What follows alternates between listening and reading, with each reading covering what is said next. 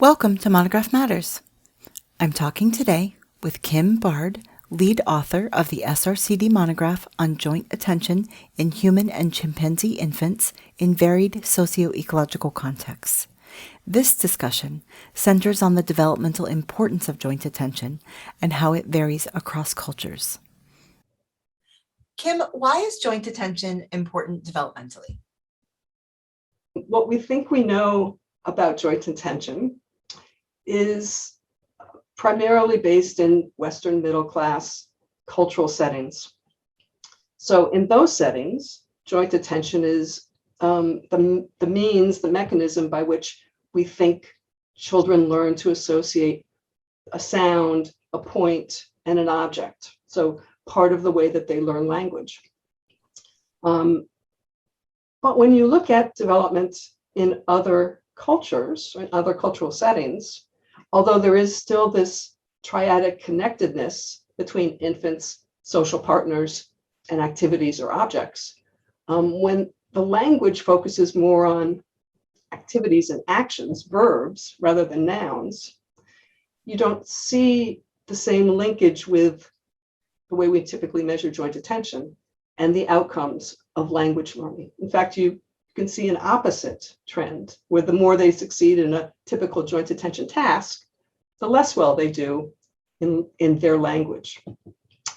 So we know that joint attention is the way that infants connect with others about things.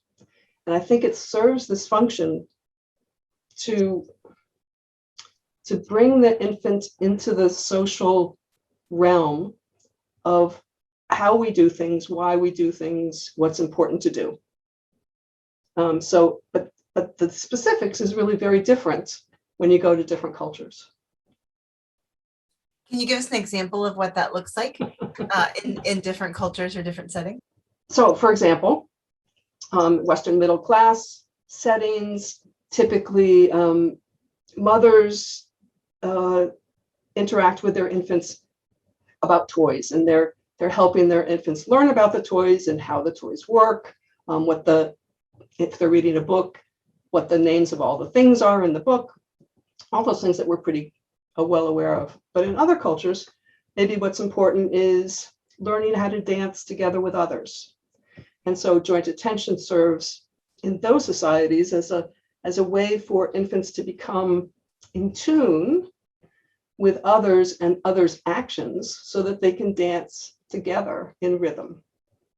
So this global function is what we call triadic connectedness, but what they connect about is going to vary across settings, and how they connect, whether it's pointing and gaze or sitting on mom's lap and moving with her, is going to vary depending on your cultural setting. Thank you. That example really helps to visualize what you're talking about and how it differs across cultures, and why we need that cultural perspective on the study of joint attention. Thank you. Read more about this topic in the Monograph issue, Joint Attention in Human and Chimpanzee Infants in Varied Socio-Ecological Contexts, by Bard, Keller, Ross, Hewlett, Butler, Boyson, and Matsusawa. If you liked this video, consider watching our Monograph Matters playlist. For additional resources related to this and other issues of the monographs of the Society for Research in Child Development, please visit monographmatters.srcd.org.